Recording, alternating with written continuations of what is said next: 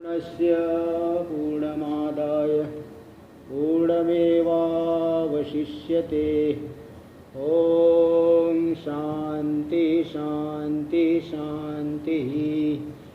शङ्करं शङ्कराचार्यं केशवं बादरायणं सूत्रभाष्य कृतौ वन्दे भगवन्तौ पुनः पुनः।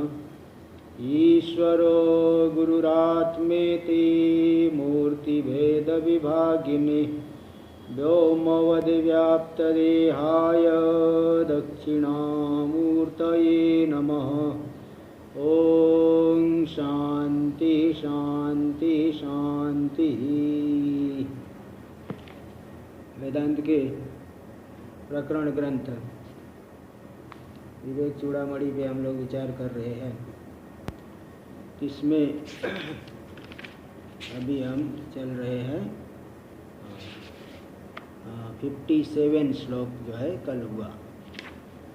यहाँ कई दृष्टांत दे करके कि जैसे मस्तक पे भार रखा हो तो इस दुख को दूसरा कोई निवारण तो कर सकता है, किंतु भूख प्यास लगी हो तो स्वयं ही खाना पड़ता है।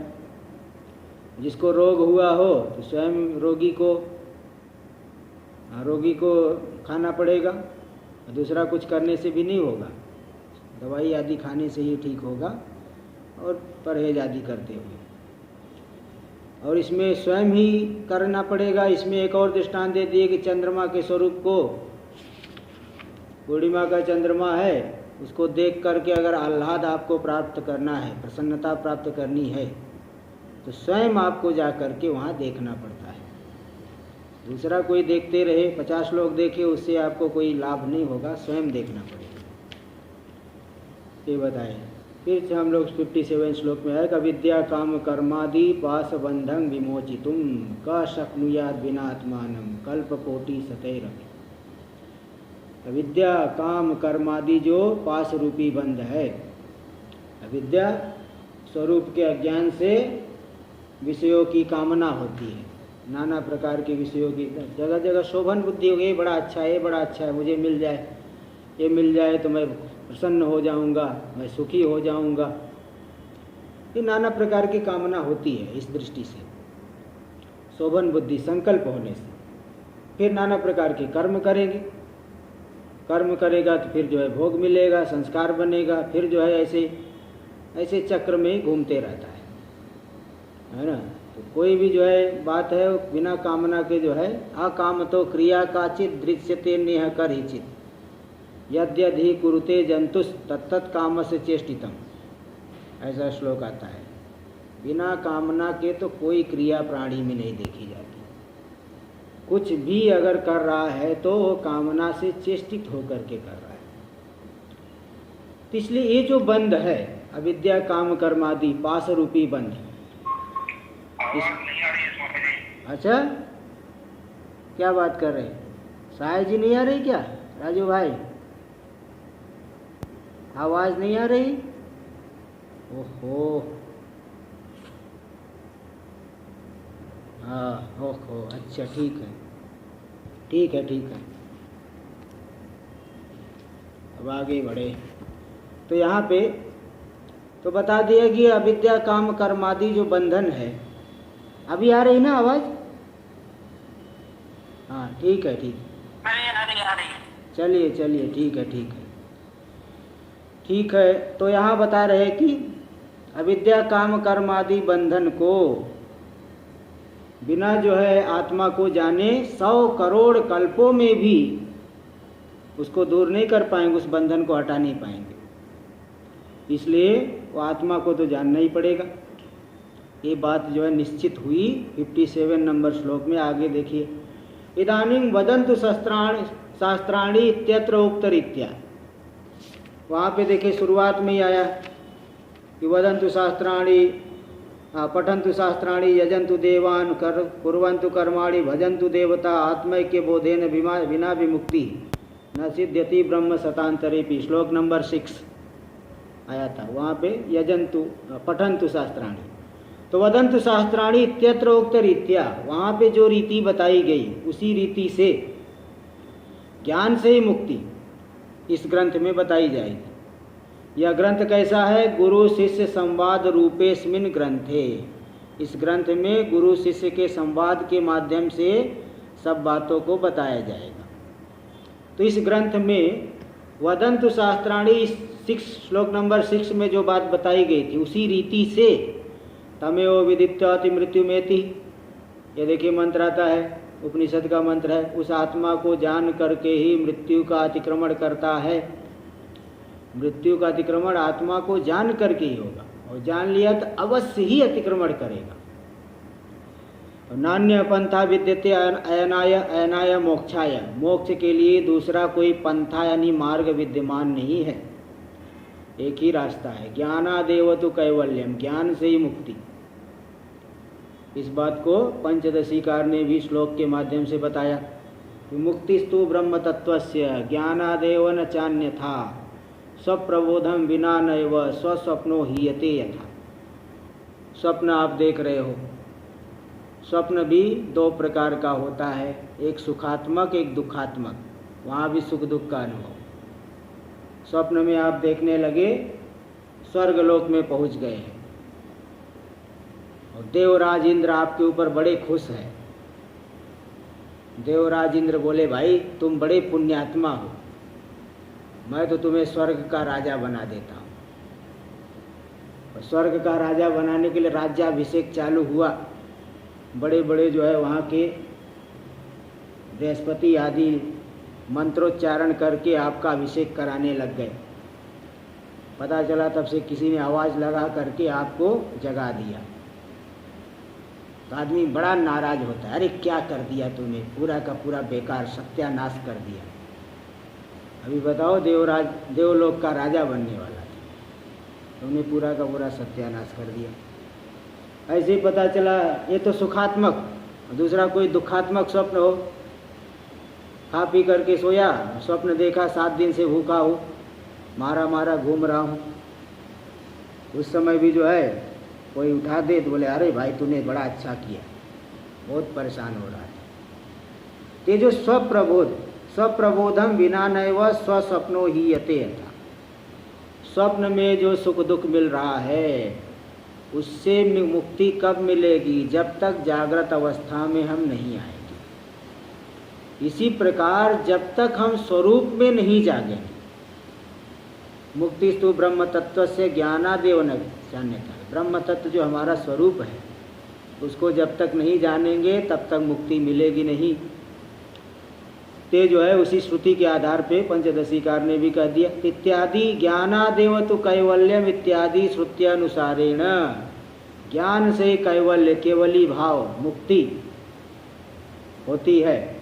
इत्यादि श्रुत्यानुसारेण, इत्यादि श्रुतियों के अनुसार ब्रह्मात्मकत्व बोध व्यतिरिक्तस्य मोक्ष हेतुत्व व्यासेदति। ब्रह्मात्मिकत्व जीव ब्रह्म की जो एकता है उसके ज्ञान के अतिरिक्त दूसरा कोई साधन मोक्ष का हेतु नहीं है। उस दूसरे किसी अन्य साधन में मोक्ष हेतुत्व का व्यासेद कर रहे, मतलब निषेध कर रहे। अन्य कोई साधन मुक्ति का हेतु नहीं बन पाएगा, केवल जीव ब्रह्म की एकता, एकत्व के ज्ञान से। जीव ही परमात्मा, मैं ही परमात्मा हूँ, व्यापक हूँ। भाई उपाधि के साथ तादाद में छोड़ो तो व्यापकता का अनुभव हो। इसलिए परमात्म रूपता का साक्षात करने से ही मुक्ति मिलेगी। अब इस बात को दिखा रहे अन्य साधनों के द्वारा नहीं। श्लोक नंबर 58 देखिए, न योगेन न सांख्येन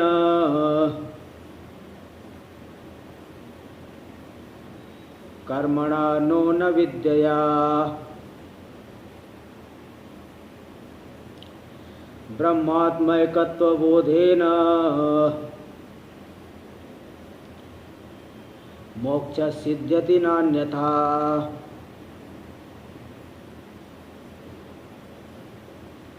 न योगेन न सांख्येन, बोले न तो योग के द्वारा भी मोक्ष की सिद्धि कभी नहीं हो सकती।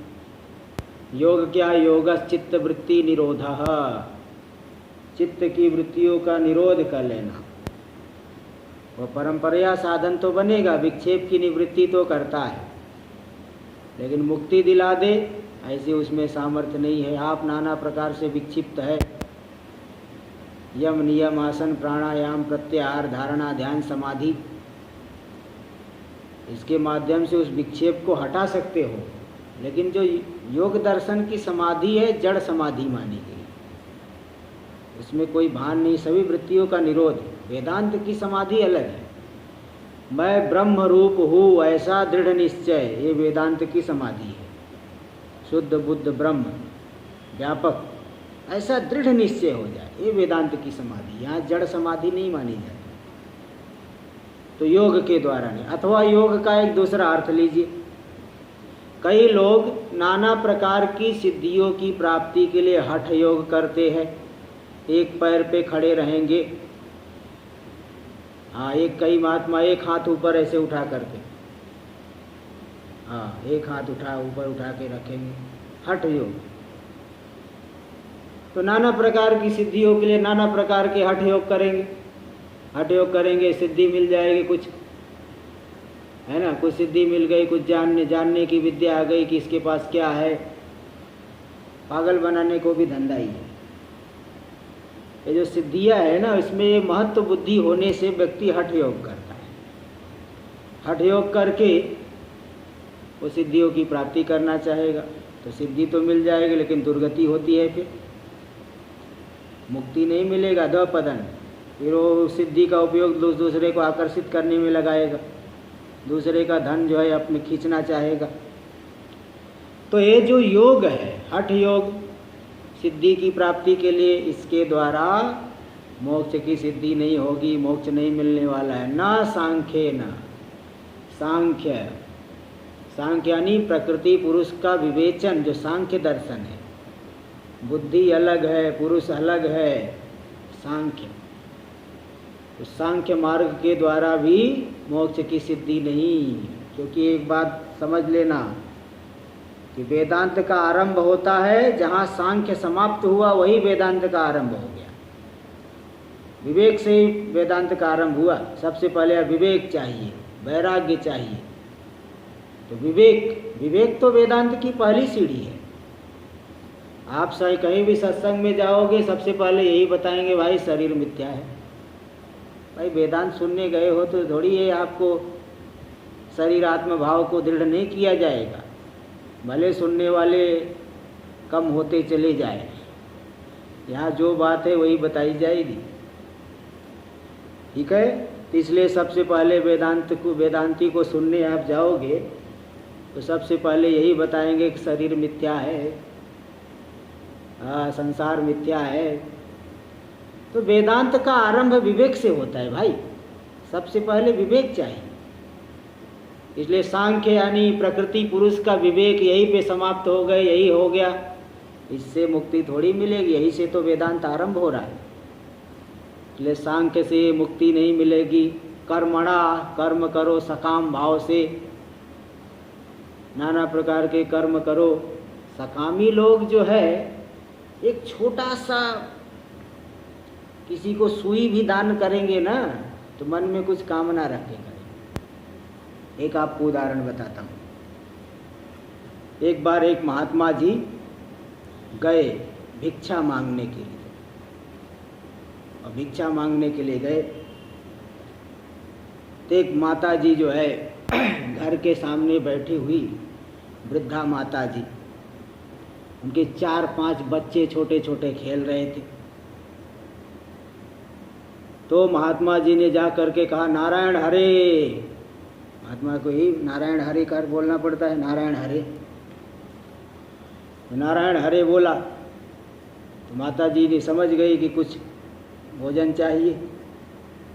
तो घर के भीतर से जा करके 2 रोटी लेकर के निकली माता जी। ये तो शायद 2-2 रोटी ऐसे कई घर में जाना रहता है ना, एक रोटी यहाँ मिल गया, 2 रोटी वहाँ मिल, ऐसे 5-6 रोटी हो गया, बस काम बन गया। तो इसलिए कई घर में जाने का विधान सन्यासी के लिए आया। माधुकरी वृत्ति कहते हैं। मधुकर जैसे मधुकर, मधुमक्खी, थोड़ा से इस पुष्प से फूल रस चूसेगा, थोड़ा दूसरे, अरे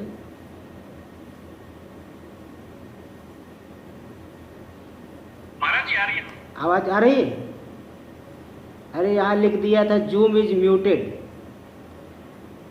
अच्छा, आवाज आ रही राजू भाई? राजू भाई,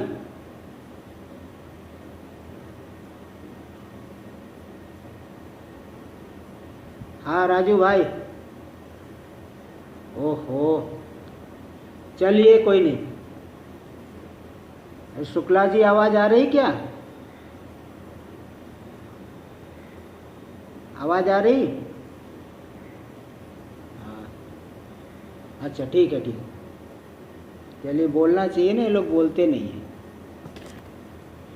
तो अब देखिए, तो यहाँ पे तो उन्होंने जो है तो गए 2 रोटी, मतलब ये माधुकरी वृत्ति बता रहा था। ये जो जैसे मधुकर होता है ना, इस पुष्प से थोड़ा सा रस लेगा, दूसरे पुष्प से थोड़ा सा रस लेगा, तीसरे से लेगा। इसी प्रकार सन्यासी को कई घर से, एक घर से नहीं मिल रहा है तो 2-4 घर से ले लेगा।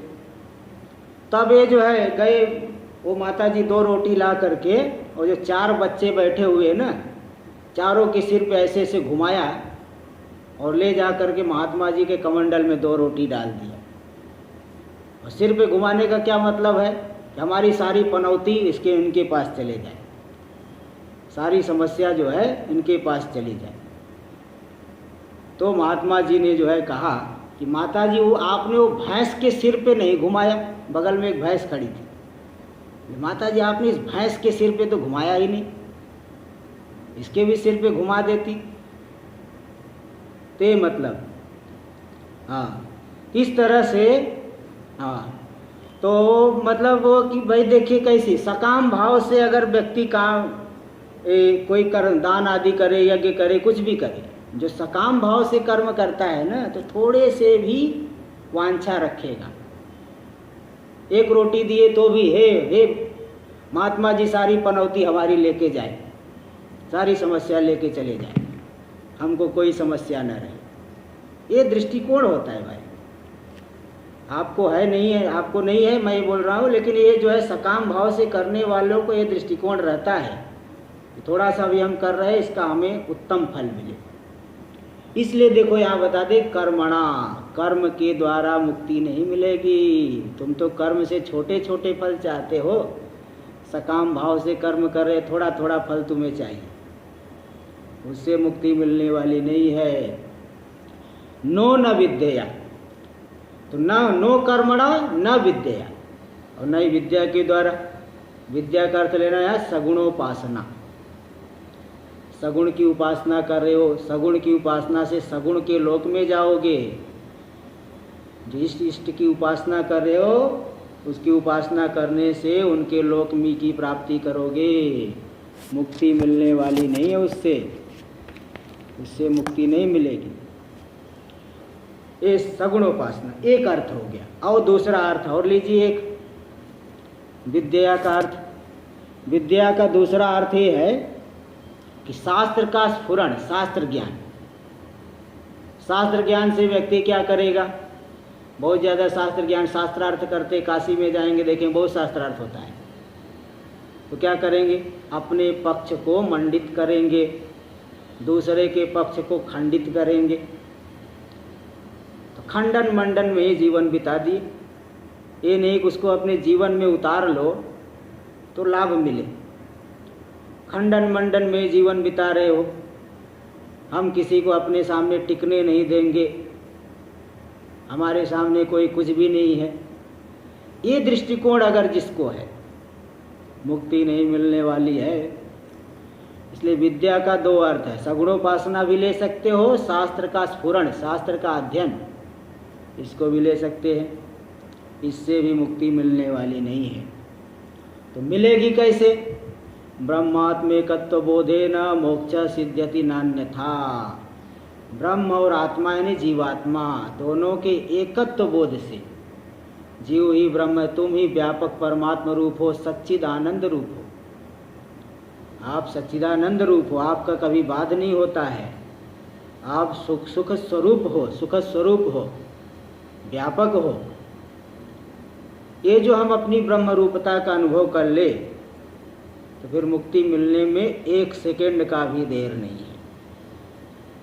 जिस क्षण अनुभव किए बस मुक्त हो गए, है ना। जैसे स्वप्न से जिस क्षण जागे, क्या मुक्ति वहाँ से सुख को दूर कर, दुख को दूर करने में तो इंतजार करना पड़ेगा क्या? 1 घंटे बैठोगे तब जो है स्वप्न के दुख से हटेंगे। जैसे ही स्वप्न से जाग करके आए, स्वप्न के दुख सब मिट गए, तुरंत मिट गए। इसी प्रकार जो ब्रह्म की और आत्मा की एक रूपता है, जीवात्मा परमात्मा की एक रूपता, एकत्व, इसका जैसे ही हमें बोध हुआ, मुक्ति मिलने में 1 सेकंड भी नहीं लगेगा, 1 क्षण भी नहीं। तो इसलिए ब्रह्मात्मेकत्व बोधेन मोक्षा सिद्ध्यति न अन्यथा। अन्य कितने भी उपाय कर लो, आसन प्राणायाम योग तपस्या सकाम कर्म सगुणोपासना शास्त्र अध्ययन सब कितना भी करो, अगर तत्पर आपका यहाँ लक्ष्य नहीं है तो मिलने वाला नहीं है, चाहे कुछ भी कर लो।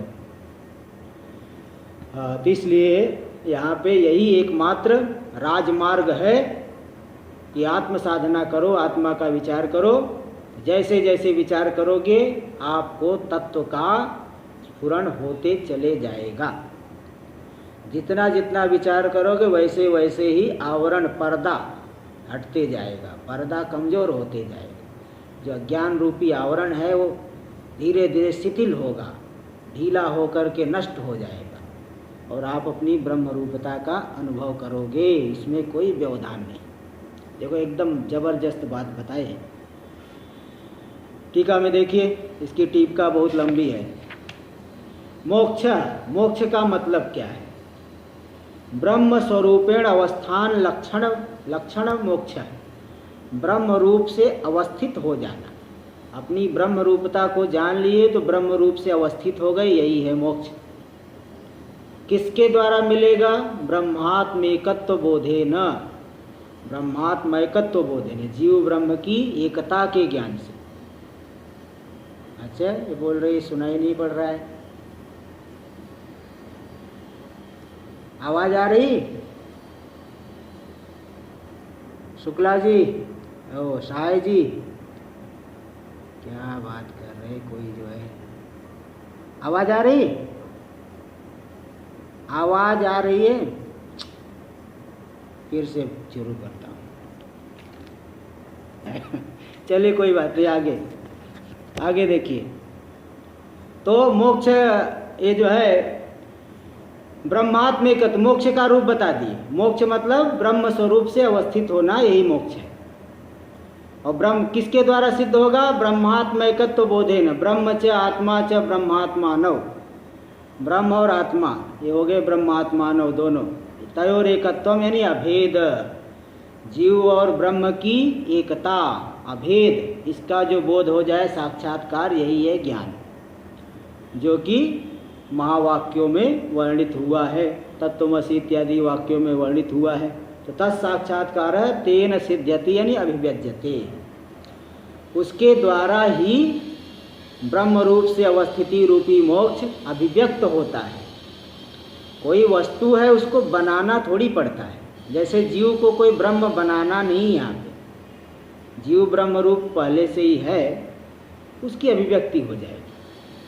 नान्यथा अन्येन प्रकारेण न सिद्ध्यति, अन्य प्रकार से जीव की ब्रह्म रूपता सिद्ध नहीं होती है, एक ही साधन है। अब इसी बात को श्लोक में स्पष्ट किए, इसी की तो व्याख्या करेंगे।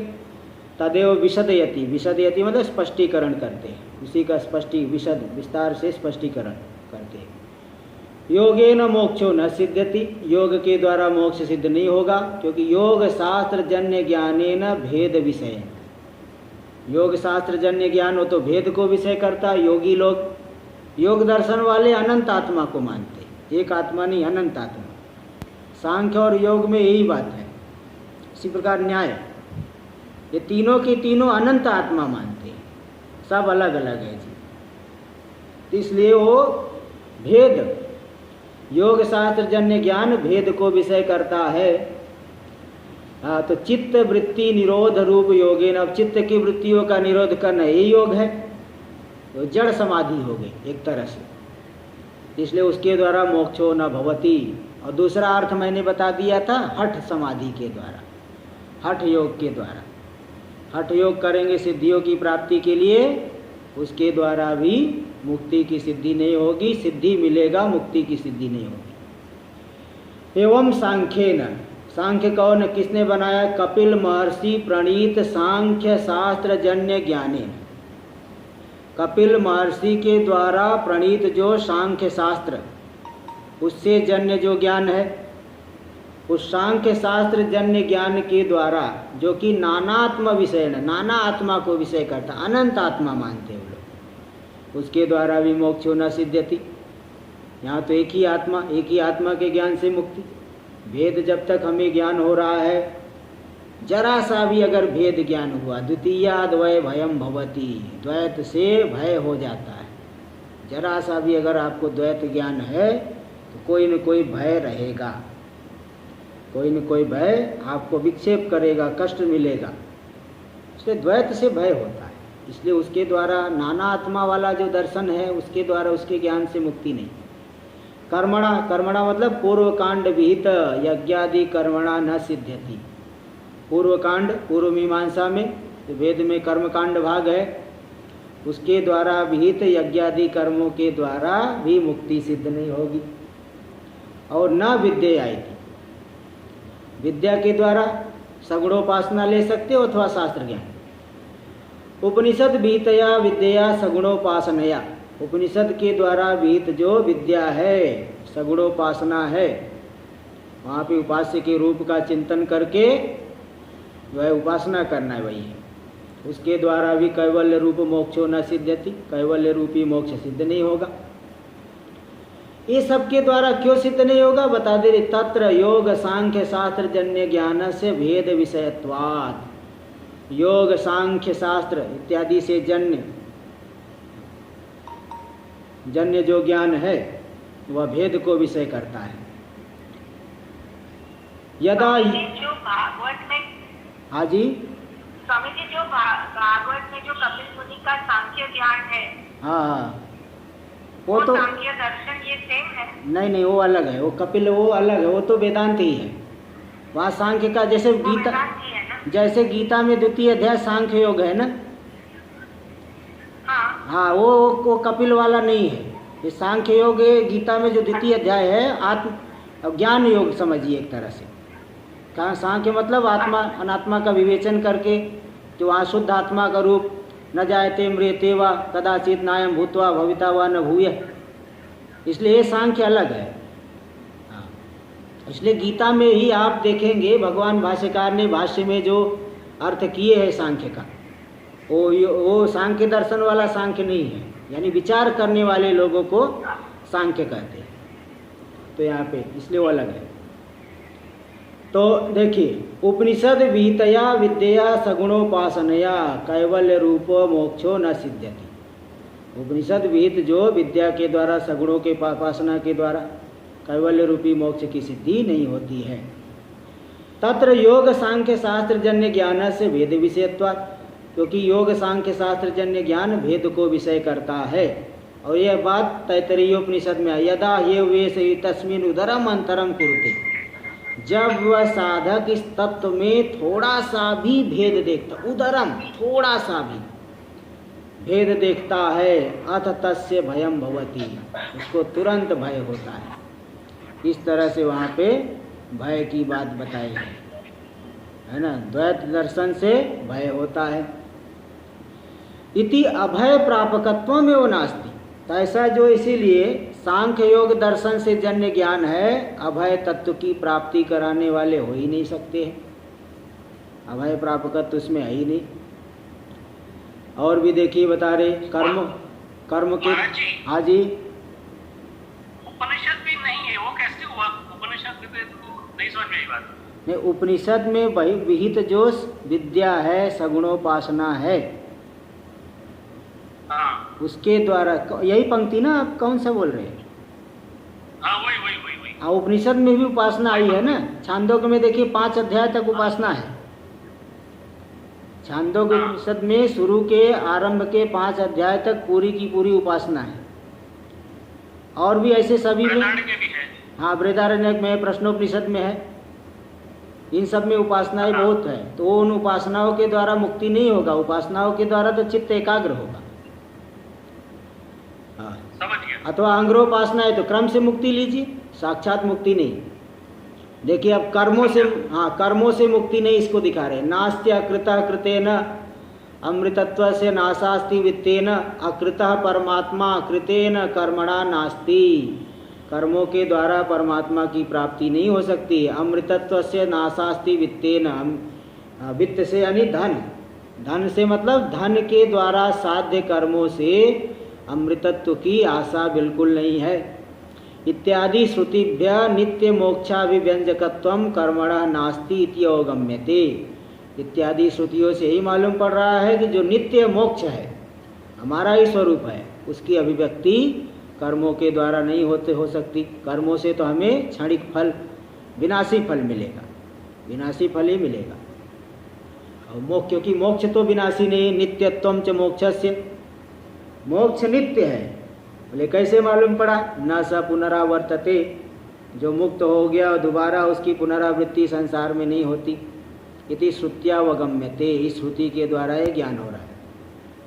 तो स ब्रह्मलोकम गतः सगुणोपासकः पुरुषः पुनर्नावर्तते, यानी वह जो सगुणोपासना करके ब्रह्मलोक गया हुआ पुरुष है, पुनर्नावर्तते न संसारी भवति जन्म भाग न भवति। तो मतलब वहाँ परंपरा से मुक्त हो गया। देखिए ब्रह्मलोक में जो गया वहाँ भी ब्रह्मा जी उपदेश देते हैं, और ब्रह्मा जी से बढ़कर के उपदेष्टा कौन होगा? तो जो व्यक्ति विरक्त है, उपासना करके गया है, वहाँ ब्रह्मा जी की सभा में बैठ करके वो वेदांत श्रवण करके मुक्त हो जाएगा वहीं पे। किंतु जो कर्मी गया है, अश्वमेध करके गया है ब्रह्मलोक, वो मुक्त नहीं होगा, वहाँ से नीचे आ जाएगा, दोबारा जो है वो नीचे आ जाएगा। इसलिए आज जो संग्रोपासक है वो तो क्रम से मुक्त होगा। तो तत्र कारणम मुक्तत्वमेव, जन्म मृत्यु का भागी नहीं होगा वह व्यक्ति, क्योंकि वो इसमें कारण है, वह मुक्त हो गया। और मुक्ति क्या है? तच्च ब्रह्म रूपेण स्वरूपेण अवस्थानमेव, ब्रह्म रूप से अवस्थित होना, ब्रह्म रूप से स्थित हो जाना, ब्रह्म रूपता को जान लेना, यही मुक्ति है। तथा च ब्रह्मण, इसलिए इस प्रकार की जो मुक्ति है, नित्य ब्रह्म रूपता है, नाना प्रकार की श्रुतियों में आया है। यो वै भूमा तदमृतम, संत कुमार जी नारद को बता रहे, नारद जी को बोल रहे, जो भूमा तत्व है, भूमा यानी व्यापक, तद अमृतम, वही अमृत है। बाकी सब जो जो परिच्छिन्न है वह तो विनाशी होता है, व्यापक तत्व ही अमृतत्व रूप है। सत्यम ज्ञानम अनंतम ब्रह्म नित्यो नित्यानाम, वह सत्य त्रिकाला बाध्य है, ज्ञान स्वरूप है, परिच्छेद से रहित है। नित्यो नित्यानाम, नित्य का भी नित्य है, यानी नित्यों में नित्यत्व सामर्थ्य देने वाला वही तत्व है। इत्यादि श्रुति सतेभ्यः नित्यत्वेन प्रतीयमानत्वात् तत्स्वरूपस्य मोक्ष स्वरूप मोक्षस्यापि नित्यत्वम्। सैकड़ों श्रुतियों से ब्रह्म जो है नित्य रूप से प्रतीयमान हो रहा है, इसलिए ब्रह्म रूपी जो मोक्ष है वह भी नित्य है। इसलिए यहाँ पे ब्रह्म सूत्र में अंतिम अधिकरण जो आया है, अनावृत्ति अधिकरण, उसमें सूत्र आया है अनावृत्ति शब्दात, अनावृत्ति शब्दात, यानी जो मुक्त हो गया पुरुष उसकी दोबारा आवृत्ति नहीं, क्योंकि शब्द यानी शास्त्र में जगह जगह इसका वर्णन आया है। देखिए यहाँ बता रहे, उक्तम च शास्त्रांतिमाधिकरण भाष्ये, शास्त्र यानी वेदांत शास्त्र ब्रह्म सूत्र, ब्रह्म सूत्र का जो अंतिम अधिकरण है उसका नाम है अनावृत्ति अधिकरण। ब्रह्म सूत्र में अधिकरण किसे कहते पहले बता दूं, जो नए लोग नहीं जानते होंगे। तो ब्रह्म सूत्र में श्रुतियों का जो है बहुत क्रम से विचार किया गया है, व्यवस्थित रूप से विचार किया गया। उसमें नाना प्रकार के अधिकरण बनाए गए। जैसे जो है कोई श्रुति है, किसी एक श्रुति को ले लिए और उसका विचार करना है, तो वहाँ पे पहले बताएंगे कि विषय क्या है, कि यहाँ का यह वाक्य विषय है। जैसे एक आपको उदाहरण दे दूँ कि यस्य ब्रह्म च छत्रम च उभे भवत ओदन मृत्युर्यस्य उपसेचनम क इत्था वेद यत्र स, कठोपनिषद में मंत्र आया। जिस परमात्मा का ब्राह्मण क्षत्रिय या तो चावल के स्थान पे है, जैसे आप चावल खाते हो, चावल में कुछ चटनी वटनी मिला करके खा सकते हैं, तो ब्रह्म क्षत्रिय से उपलक्षित पूरा का पूरा जगत जिस परमात्मा के लिए ओदन स्थानीय है और मृत्यु रूपी चटनी मिला करके वो खा रहा है, तो वहाँ तो श्लोक में दिया है जिसका ब्राह्मण और क्षत्रिय चावल है, भात है, मृत्यु जिसके लिए चटनी के समान है, कई था वेद यत्र स, तो उसको कौन जान सकता है। अब यहाँ पे विचार आया कि किसकी बात कर रहे हैं, कि ब्राह्मण क्षत्रिय चावल है, भात है, किसके लिए भात है, कौन ब्राह्मण क्षत्रिय को खा रहा है, मृत्यु किसकी चटनी है। तो वहाँ पे एक अधिकरण आया, अत्ता चराचर ग्रहणात्, अत्र अधिकरण बोलते हैं, अत्रीय अधिकरण ब्रह्म सूत्र में। बोले जो अत्ता है ब्राह्मण क्षत्रिय से उपलक्षित पूरे जगत को खाने वाला, बोले वो परमात्मा ब्रह्म ही है। क्यों? क्योंकि चराचर पूरे संसार को कौन विनाश कर सकता है, प्रलय काल में पूरा परमात्मा ही में लीन हो जाता है। इसलिए चराचर जगत का ग्रहण करने की वजह से वहाँ पे अत्ता रूप से जो मालूम पड़ रहा है वह परमात्मा है। तो इस तरह से वहाँ पे निर्णय किया गया। तो इसमें क्या है कि विषय वाक्य क्या है, पूर्व पक्ष कहेगा कोई जीव है अथवा कोई कुछ अन्य है खाने वाला, है ना, दो कोटि वाला संशय होगा, पूर्व पक्ष आएगा, सिद्धांत आएगा। तो मतलब संबंध, विषय, संशय, पूर्व पक्ष और सिद्धांत, ये 5 चीजें आती है किसी भी अधिकरण में। ब्रह्मसूत्र के किसी भी अधिकरण में विचार जो है ये है कि 5 चीजें। पहले पूर्व के साथ क्या संबंध है, किस वाक्य को लेकर के विचार चल रहा है, संशय क्या हो रहा है, पूर्व पक्ष क्या कह रहा है, सिद्धांती क्या कह रहा है। तो पूरे के पूरे संसार को परमात्मा ही खा रहा है। हाँ, तो इस तरह से वहाँ पे मृत्यु रूपी चटनी मिला करके, तो इस तरह से वहाँ उस वाक्य में निर्णय किया गया। तो ऐसे सभी ब्रह्मसूत्र में कुल मिलाकर के 191 अधिकरण है। 191 अधिकरणों में पूरी श्रुतियों का सामंजस्य किया गया है अद्वितीय ब्रह्म में। 555 सूत्र, 191 अधिकरण। किसी बात को देखिए थोड़ा दिग्दर्शन कर रहे हैं। उक्तम च शास्त्रात् अंतिमाधिकरण भाष्य, ब्रह्म सूत्र का जो अंतिम अधिकरण है अत्राधिकरण, अनावृत्ति अधिकरण, उसका भाष्य आया है। वहाँ पे भाष्य की पंक्ति दे, सम्यक दर्शन विध्वस्त तमसाम, सम्यक ज्ञान से, आत्मा के ज्ञान से जिनका अज्ञान रूपी अंधकार नष्ट हो गया है, तो नित्य सिद्ध निर्वाण परायणा नाम, जो नित्य सिद्ध निर्वाण यानी मोक्ष, उसको प्राप्त करने के लिए जो तत्पर हो गए, ऐसे साधकों की तो ज्ञान हो गया तो सिद्ध है अनावृत्ति, दोबारा पुनर्जन्म नहीं होता, जन्म मरण के चक्कर में नहीं पड़ते। तो ऐसा वहाँ आया, अनावृत्ति, उनकी आवृत्ति नहीं। तद आश्रयणे नैव ही सगुण शरणा नाम अपनी अनावृत्ति सिद्धि ही, उसी का आश्रय करके, उसी ब्रह्म का आश्रय करके, परमात्मा का आश्रय करके, परमात्मा को जान करके ही सगुण शरणा नाम अपनी अनावृत्ति सिद्धि।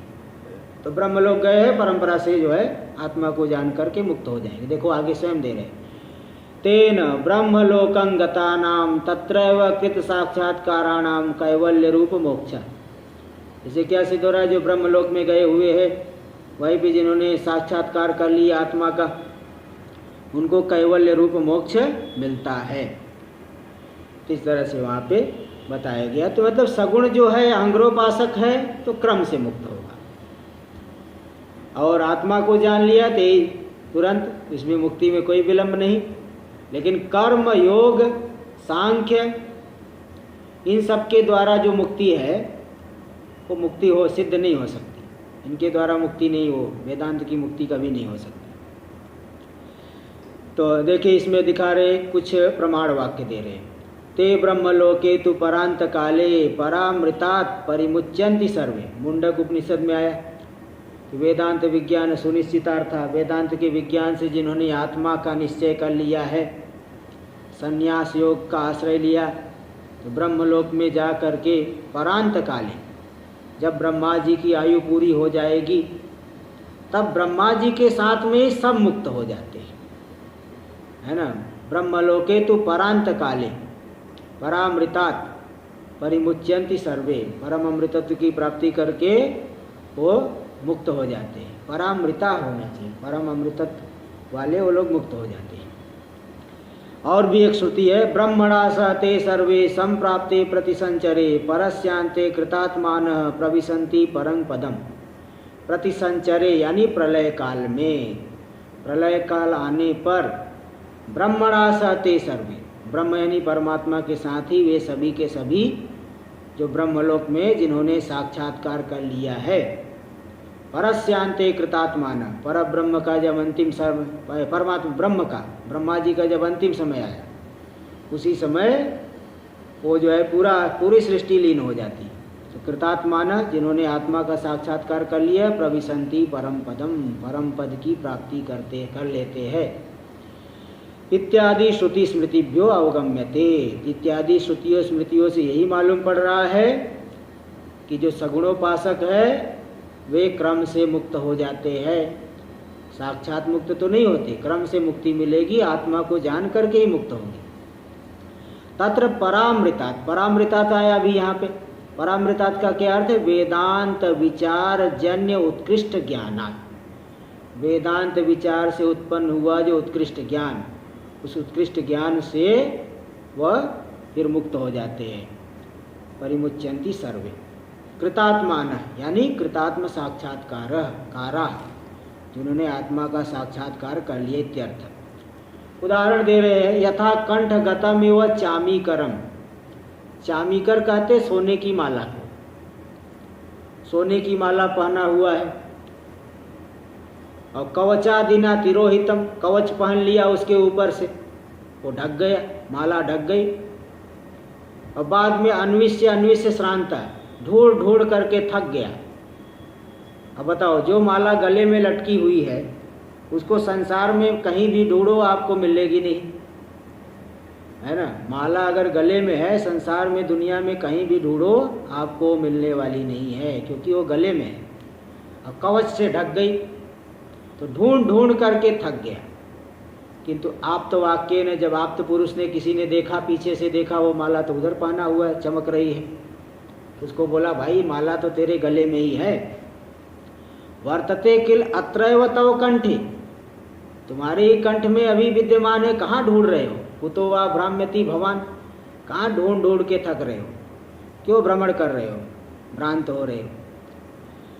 इत्यनेन बोधितः, इस वाक्य के द्वारा जब आप्त पुरुष ने उसको बोध करा दिया, तो बोध करा देने पर उसकी माला कहीं गई नहीं थी। हाँ, वही बता दें, अप्राप्तमिव प्राप्नोति, किंतु भूल जाने की वजह से अप्राप्त के समान हो गई थी। तो उस ज्ञान हो गया तो अप्राप्त की प्राप्ति, अप्राप्त के समान की प्राप्ति, वास्तव में तो प्राप्त ही है, प्राप्त की ही प्राप्ति है, इसलिए जगह जगह यही आएगा, प्राप्त की ही प्राप्ति। इसलिए याद दे अप्राप्तमिव, ऐसा लग रहा था ज्ञान होने से पहले प्राप्त नहीं था, लेकिन पहले भी प्राप्त था, तो प्राप्त की प्राप्ति। ऐसे बहुत चीज़ें हो जाती, कई लोग ऐसे चश्मा पहने हुए, चश्मा को उठा करके सिर के ऊपर लगा लिए, और बाद में ढूंढते ढूंढते ढूंढते थक जाएंगे, कहाँ गया चश्मा, कहाँ गया चश्मा, कौन ले गया। बाद में कोई बताएगा कि अरे भाई तुम्हारे तो सिर के ऊपर ही है। ऐसे एक बार एक महात्मा जी थे, वो पढ़ रहे रात में, और टॉर्च बगल में रखे हैं, तब से जो है लाइट चली गई, और लाइट चली गई तुरंत जो है टॉर्च उठा करके ढूंढने लगे, और ढूंढ रहे, बहुत समय तक ढूंढते रहे। दूसरा महात्मा पूछा, महाराज क्या ढूंढ रहे हो? बोले मैं टॉर्च ढूंढ रहा हूँ। बोले टॉर्च तो हाथ में लेके, हाथ टॉर्च ही तो जला के ढूंढ रहे हो ना। फिर उनको ध्यान में आया कि देखो टॉर्च में हाथ में लेके जला के ढूंढ रहा हूँ। तो व्यक्ति जब दूसरी जगह मन चले जाए तो वस्तु विद्यमान होने पर भी उसको मालूम नहीं पड़ता है। अब कोई बता दे, याद दिला दे, अथवा थोड़े कालांतर में याद आ जाए, तो प्राप्त वस्तु की ही प्राप्ति हो जाती है, जो कि अज्ञान से अप्राप्त के समान था। इसी बात को यही बता दिए कि अप्राप्तम यो प्राप्नोति स्थितस्य व चामीकरस्य। चामीकर माला गले में है तो भी उसका अभिव्यंजक कौन हुआ? तदाप्त वाक्य जन्यम ज्ञानम। आप्त वाक्य जन्य ज्ञान, आप्त पुरुष यानी यथार्थ वक्ता, सत्य बोलने वाला पुरुष, उसके वाक्य से जन्य ज्ञान से वह जो चामीकर है उसकी अभिव्यक्ति हो गई कि मेरे गले में ही वह है। इस तरह से जान लिया। ते तो हुआ दृष्टांत। ऐसे ही अब आप आ जाइए दार्ष्टान्तिक में। दृष्टांत के द्वारा दार्ष्टान्तिक को समझिए। दृष्टांत इसीलिए दिया जाता है। एवं सिद्धस्य व ब्रह्म भाव रूप मोक्षस्य। इसी प्रकार ब्रह्म रूपता जो रूपी जो मोक्ष है पहले से ही सिद्ध है, उसमें कुछ करना नहीं, कुछ बनाना नहीं, कुछ बिगाड़ना नहीं। इसलिए कई जगह एक मंत्र आता है, न कर्मणा नो वर्धते, न कर्मणा नो वर्धते नो कनीयान, है ना। न कर्मणा नो वर्धते, न कर्मणा वर्धते नो कन, हाँ, न कर्मणा वर्धते नो कनीयान। कोई कर्म कर लिए तो कर्मों से क्या आत्मा में कोई वृद्धि हो जाएगी? आत्मा बड़ा हो जाएगा? बड़ा नहीं होगा, वही का वही रहेगा। और नो कनियान, कनियान मतलब छोटा भी नहीं हो जाएगा। कोई पाप कर्म करने से छोटा हो गया आत्मा, ऐसा भी नहीं। पुण्य कर्म किए तो बड़ा हो गया, ऐसी बात भी नहीं। वो एक रस है आत्मा। तो सिद्ध से व ब्रह्म भाव रूप मोक्ष से, ब्रह्म भाव रूपी मोक्ष पहले से ही सिद्ध है। उसका अभिव्यंजक कौन है? जो गुरु का वाक्य तत्वमस्यादि गुरु उपदिश्यमान महावाक्य जन्य साक्षात्कार, साक्षात्कार लेना। उस मोक्ष का अभिव्यंजक हो गया साक्षात्कार। तत्वमसि इत्यादि जो गुरु के द्वारा उपदिश्यमान महावाक्य, उस महावाक्य से जन्य जो साक्षात्कार, उस पहले से सिद्ध ब्रह्म रूपता का अभिव्यंजक हो जाएगा। इति न ज्ञान जन्यत्व शंका तत्र कार्या। इसलिए वह जो ज्ञान से जन्य हो गया मोक्ष, ऐसी शंका नहीं करना। पहले से ही सिद्ध है लेकिन वो अभिव्यक्त नहीं है, अविद्या से आवृत है। जैसे उदाहरण तो आप सभी लोग जानते हैं, यहाँ भी दे रहे हैं। यथा पूर्वमेव कौन्तेय सन्नपि कर्ण। कर्ण जो है पहले से ही कौन्तेय है। देखो, कर्ण को जब मालूम पड़ा तो उसकी उम्र हो गई थी 85 साल, 85। पहले बहुत ज़्यादा उम्र होती ना उनकी। 85 वर्ष की उम्र में उनको ज्ञान हुआ है। बात कुंती ने बताया, पहले सूर्यदेव ने बताया, कुंती ने बताया, भगवान कृष्ण ने भी बताया, तीनों ने बताया था। तब बताओ, इतने साल तक अपने आप को राधे मानते थे, राधा का पुत्र। लेकिन जैसे ही बता दिया तो उसमें कोई कौन्तेयत्व तो लाना नहीं है। देखो ये बता रहे, यथा पूर्वमेव कौन्तेय सन्नपि कर्णः। कर्ण पहले से ही कुंती के पुत्र है, कौन्तेय है, कुंती नंदन है। तो भी बाल्यात् प्रभृति राधया पोषितत्वात्, बाल्यावस्था से ही राधा के द्वारा पोषित हुए, राधा ने उनको पालन पोषण किया, संजय की पत्नी। इसलिए स्वात्मानम राधेयम मनवान, अपने आप को राधा का पुत्र मानते थे। और कुंती वाक्याद आत्मानम कौन्तेयम मैंने, जब कुंती ने कह दिया नहीं तुम तो मेरे पुत्र हो, तब ने उनको मालूम पड़ गया कि मैं कुंती नंदन हूँ। फिर उन्होंने प्रतिज्ञा की थी कि तुम्हारे 5 के 5 पुत्र ही रहेंगे, या तो अर्जुन रहेगा या मैं रहूँगा। ये उन्होंने प्रतिज्ञा किया था। इसलिए उन्होंने अपने आप को पहले से ही सिद्ध जो कौन्तेयत्व है उसी को मान लिया। न तावता तेन कौन्तेयत्वम नूतनम अलम्भी। कुंती के बता देने से उन्होंने कौन्तेयत्व कोई नया आ गया, ऐसी बात नहीं, पहले से ही कुंती नंदन थे। अपितु पूर्वम अज्ञातम कुंती वाक्याज ज्ञातम, पहले जानते नहीं थे और कुंती का वाक्य सुन करके जान लिए। यही बस इतना ही अंतर आया। ऐसा नहीं कि कौन्तेयत्व तो कोई नया पैदा हो गया, जान लिए तो कोई पैदा नहीं होगा, कुछ जो है करना नहीं पड़ेगा, केवल जानना ही है। एवं प्रकृति विवेदितव्यम, इसी प्रकार प्रकृति विषय में भी दार्ष्टान्तिक में भी ऐसा ही समझना चाहिए। जीव की ब्रह्म रूपता कहीं तिरोहित नहीं है, हर एक समय में एक जैसा ही है जीव की ब्रह्म रूपता, लेकिन वह तिरोहित हो गई अज्ञान से, अज्ञान रूपी आवरण से तिरोहित जैसी हो गई है, और जैसे ही जान लिया वह अभिव्यक्त हो जाती है। किस बात को जो है यहाँ बताए, और भी कुछ दृष्टांत देंगे यहाँ टीका में, इसका विचार हम लोग आगे कल करेंगे।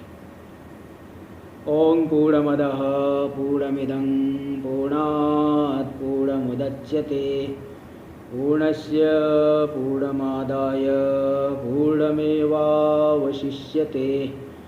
ओम शांति शांति शांति। शंकरं शंकराचार्यं केशवं बादरायणं सूत्रभाष्य कृतौ वंदे भगवन्तौ पुनः पुनः। ईश्वरो गुरुरात्मेति मूर्तिभेदविभागिने व्योमवद्व्याप्तदेहाय दक्षिणामूर्तये नमः। ओम शांति शांति शांति।